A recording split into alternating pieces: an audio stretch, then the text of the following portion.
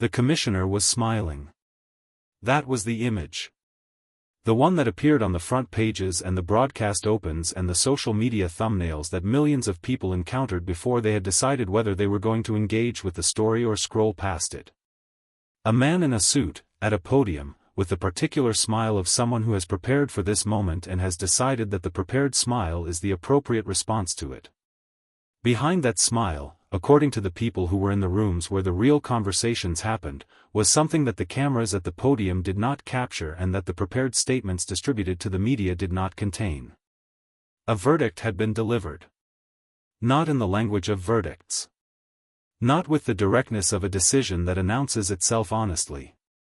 In the language that institutions use when they have made a choice that they understand will not be received well and have decided that the packaging of that choice matters more than the transparency of it. Careful language. Measured language. The language of people who have consulted lawyers before speaking and who have decided that every word should be defensible rather than true. Shohei Ohtani received that verdict in a document. Mamiko read it first. To understand what the commissioner's office had been constructing in the weeks that preceded that document, you have to go back further than the injury. Further than the all-star withdrawal.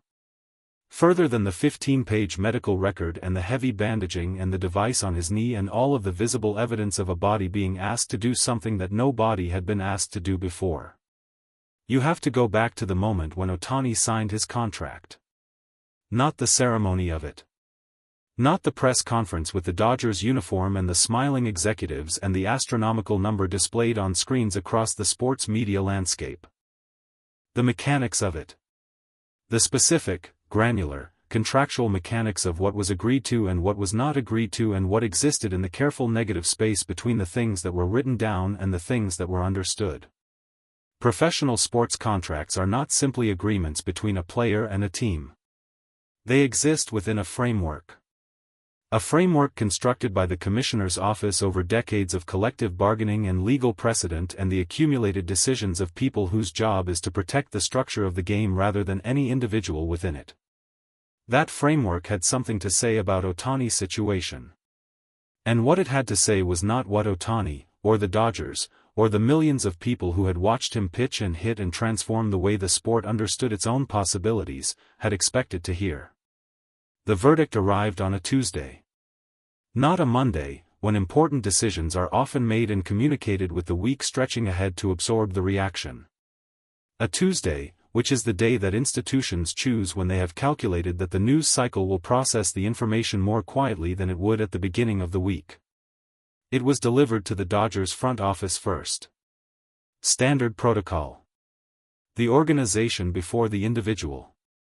The people who managed the framework before the person the framework was being applied to. The GM read it at his desk. The same desk that had received the flat of Robert's palm a week earlier. He read it once. Then he read it again. Then he set it down and looked at the wall of his office for a period of time that his assistant, who was present, later described as longer than usual. Then he picked up his phone and called Roberts. Roberts came to the office. He closed the door. He read the document. The conversation that followed lasted 40 minutes. Nobody outside that office heard it. But a staff member who passed the closed door twice during those 40 minutes said afterward that the tone that came through the wall was not the tone of two men processing a manageable complication. It was the tone of two men confronting something they had not seen coming and were now trying to determine how to respond to. The cruel element of the verdict was not its content alone. It was its timing. Ohtani was recovering. The 8-day adjustment to the internal timeline had reflected genuine medical progress.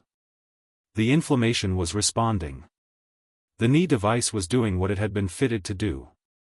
The daily assessments were producing the kind of numbers that medical staff circle and show each other with the quiet satisfaction of people whose projections are being validated by the reality of a patient who is healing correctly. He was coming back. Not immediately. But on a trajectory that had begun to feel, for the first time since the hospitalization, like something that could be trusted. And into that trajectory, the commissioner's office had inserted a document. The document addressed the question of Ohtani's two-way status in the context of his injury absence. Specifically, it addressed the conditions under which a player on the injured list for a pitching-related injury could return to active roster duties in a non-pitching capacity. The language was technical. Deliberately technical. The kind of technical that requires a lawyer to read it and a second lawyer to confirm what the first lawyer understood. What both lawyers understood, when the Dodgers' legal team had worked through it, was this: the commissioner's office was placing conditions on Ohtani's return to the batting lineup that had not existed before this injury. Conditions that were framed in the neutral language of player safety protocols but that had the practical effect of extending his absence from live game action beyond what the medical timeline required. He could be healthy enough to hit. The doctors could clear him to hit. The Dodgers could want him hitting. Ohtani could want to hit. And the commissioner's office could still say not yet. Mamiko was at the facility when the Dodgers representation sat down with Ohtani to walk him through the document. She had been coming every day. The access that Roberts had approved without deliberating, her presence in the building during his rehabilitation sessions, had become part of the daily structure of his recovery. She was not in the meetings. She was not in the training sessions. But she was in the building, in the particular way that someone who has wept in a hospital parking area and driven home with both hands on the wheel is present in a building. Available. Close. She was brought into the room when the document was being explained. This was not standard procedure. The meetings between players and organizational representation about contractual and regulatory matters do not typically include spouses. They include agents and lawyers and the relevant front office personnel and the player himself. The decision to include Mamiko was made by Ohtani. He asked for her to be there. The request was accommodated without discussion. She sat beside him while the lawyers explained what the commissioner's office had delivered. She asked one question. It was a short question. The people who were present have not repeated it publicly. But they have described the quality of the silence that followed it. The silence of people who have been asked something simple and direct in a room full of complicated and indirect language and who are now required to produce an answer that matches the simplicity and directness of the question. The answer was not satisfying. She did not respond to it immediately. She looked at the document on the table in front of her. She looked at it with the specific attention of someone who does not read English as their first language but who has learned to read the structure of documents. The shape of the paragraphs. The placement of the qualifications. The way important things are sometimes hidden inside the architecture of a sentence rather than stated in it. Then she broke down. Not dramatically. Not with the sudden, total collapse of someone overwhelmed all at once. The gradual, quiet kind. The kind that begins as a tightening around the eyes and becomes something the body can no longer contain. She covered her face with both hands. Her shoulders moved. Ohtani did not look at the lawyers or the front office personnel. He looked only at her.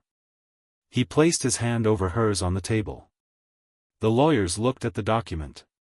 The commissioner continued smiling in public. He appeared at events. He gave interviews.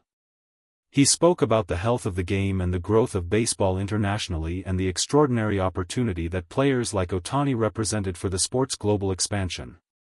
He used Ohtani's name in contexts that positioned the commissioner's office as the steward of that expansion. As the institution that had created the environment in which what Ohtani was doing could happen. The people who had been in that room, who had watched Mamiko cover her face and watched Ohtani place his hand over hers and watched the lawyers study the document they had helped to construct, those people heard the commissioner's public words with a particular quality of attention. Not anger exactly. Something colder and more durable than anger. The recognition of the distance between the public face and the private one. Between the smile at the podium and the document on the table. Between the language of stewardship and the reality of a verdict delivered on a Tuesday to minimize the reaction. The entire country had seen the smile. Almost nobody had been in the room. That gap, between what was visible and what was real, between the prepared statement and the moment Mamiko's shoulders began to move, that gap was not an accident. It was the point. It had always been the point. And the people who understood that sat with it in the specific way you sit with something that cannot be unsaid and cannot be made smaller and that will not, regardless of how carefully the next press conference is managed, go back to being invisible. The commissioner was smiling. The document was still on the table.